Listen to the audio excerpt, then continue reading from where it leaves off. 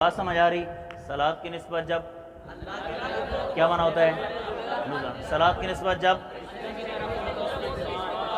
اور بندے کی طرف ہو اور تسبیح بولو. صلات کا لغوی معنی ہے دعا. صلات کا لغوی معنی کیا ہے؟ دعا. اور صلات کی نسبت مختلف مقامات میں مختلف چیزوں کی طرف ہوتی ہے. سمجھ آ رہی؟ اب صلات کی نسبت اللہ کی طرف کریں گے تو کیا معنی ہوگا؟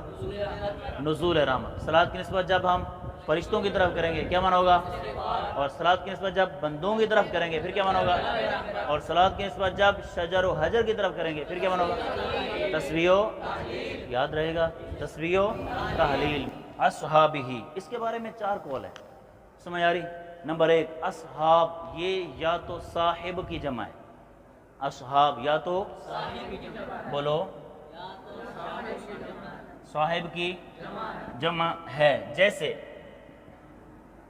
طاہر کی جمع اونچا بولو طاہر کی جمع کیا آتی ہے؟ ایسے ہی صاحب کی جمع اصحاب. سمجھ آ رہی کہ نہیں؟ اصحاب نمبر 1 یا تو کس کی جمع ہے؟ یا تو صاحب کی جمع ہے جیسے اطہار. نمبر 2 یا تو یہ صاحبن کی جمع ہے. صاحبن صاحب بولو صاحبن کی جیسے نامیرن کی جمع. نامیرن کی جمع کیا آتی ہے؟ انمار. نامیرن کی جمع بولو نمبر 1 صاحب جیسے طاہر کی جمع اطہار. نمبر 2 صاحبن کی جمع جیسے نامیرن کی جمع انمار. نمبر 3 تیسرا یہ کہ اصحاب یہ یا تو صحبن کی جمع ہے. کس کی؟ ہا ساکن صحبن. جیسے نہرن کی جمع انہار. نہرن کی جمع بولو جیسے نہرن کی جمع. تینوں قول کون کون سے ہیں؟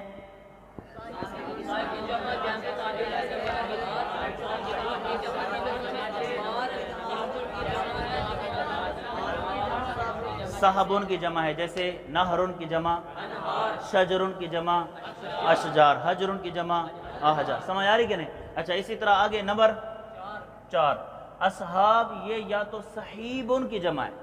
کس کی جمع ہے؟ بولو صحیبن کی جمع ہے.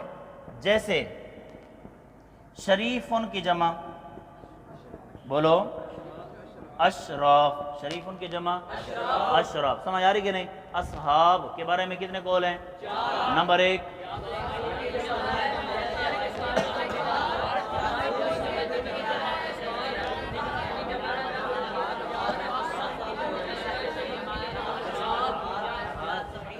صاحبن کی جمع ہے جیسے طاہرن کی جمع اطہار. یا صاحبن کی جمع ہے جیسے نامیرن کی جمع انمار. یا تو یہ صحبن کی جمع ہے جیسے نہرن کی جمع انہار. اور یا تو یہ جیسے شریفن کی جمع اشراف. شریفن کی جمع اشراف. صحابی کسے کہتے ہیں؟ بیٹا اس کو صحابی کی تعریف. صحابی کسے کہتے ہیں؟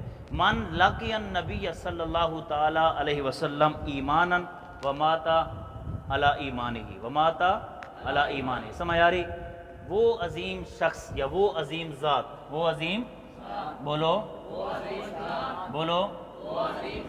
من لقی النبی صلی اللہ تعالی علیہ وسلم. اونچا بولو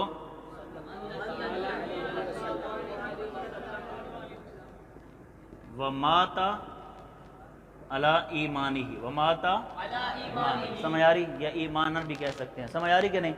وہ عظیم ذات وہ عظیم شخص جس نے نبی پاک صلی اللہ علیہ وسلم کی صحبت اختیار کی ہو ایمان کی حالت میں اور اس کا خاتمہ بالخیر ایمان پر ہو.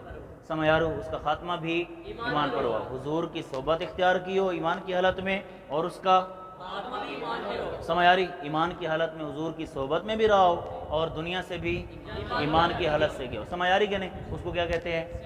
صحابی. کسے کہتے ہیں صحابی؟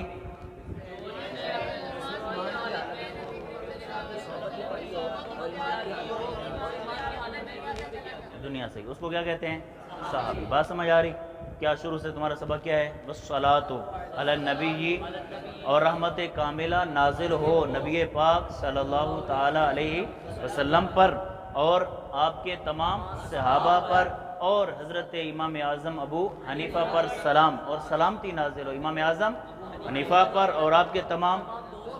یہاں پر ایک سوال ہوتا ہے، آپ نے کہا کہ سلام کی نسبت غیر اللہ کی طرف کرنا بعض علماء یا جمہور علماء کے نزدیک جائز نہیں ہے، جائز لیکن مصنف علیہ رحمہ نے امام اعظم ابو حنیفہ رحمۃ اللہ تعالی علیہ پر کی طرف سلام کی نسبت کی ہے. سوال سمجھ آیا؟ کیا سوال ہے؟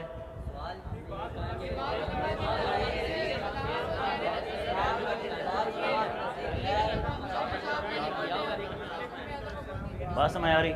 جواب، مصنف علیہ رحمہ یا تو ان علماء سے ہیں جن کا یہ قول ہے کہ سلام کی نسبت غیر نبی کی طرف کرنا جائز ہے، غیر نبی کی طرف کرنا جائز ہے. نمبر 2، یا تو فرط محبت میں، کیونکہ مصنف علیہ رحمہ چونکہ حنفی ہیں اس لیے انہوں نے فرط محبت میں امام اعظم ابو حنیفہ کی طرف سلام کی نسبت کی.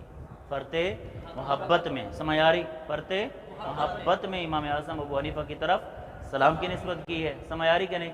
اور فرط محبت میں سلام کی نسبت کرنا جائز ہے. بات سمجھ آ رہی کہ نہیں؟ پھر دیکھیں، آپ نے کہا سلام کی نسبت غیر نبی کی طرف کرنا جائز نہیں ہے، جبکہ مصنف صاحب نے امام اعظم ابو حنیفہ کی طرف تو سلام کی نسبت کی ہے. اس کی کیا وجہ ہے؟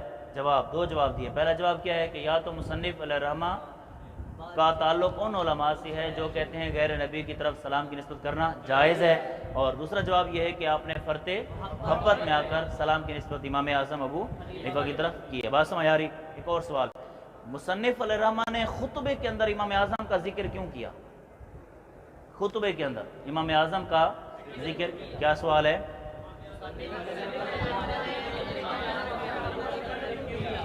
جواب، براعت استحلال سے کام لیتے ہوئے، براعت سے کام لیتے ہوئے مصنف نے امام اعظم کا ذکر کیا. براعت استحلال کسے کہتے ہیں؟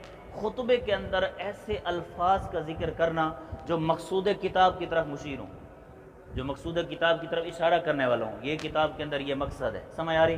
چونکہ مصنف کی جو یہ کتاب ہے اس کے اندر حنفی مسائل ہوں گے، احناف کے مسائل ہوں گے، اس لیے مصنف نے شروع میں، سمجھ آ گیا؟ پھر دوسرا سوال پھر سمجھیں، امام اعظم کا ذکر کتاب میں خطبے کے اندر کیوں کیا؟ جواب یہ کہ شاباش، براعت استحلال، براعت استحلال سے کام لیتے ہوئے. براعت استحلال کسے کہتے ہیں؟ خطبے کے اندر ایسے الفاظ کا ذکر کر دینا کہ جو مقصود کتاب کی طرف اشارہ کرنے والا، جو مقصود، سمجھ آ رہی؟ چونکہ یہ کتاب حنفی مسائل میں ہے، سمجھ آ رہی؟ حنفی، اس لیے مصنف نے ابتدا کے اندر کس کا ذکر کر دیا؟ امام اعظم. بات سمجھ آ گئی؟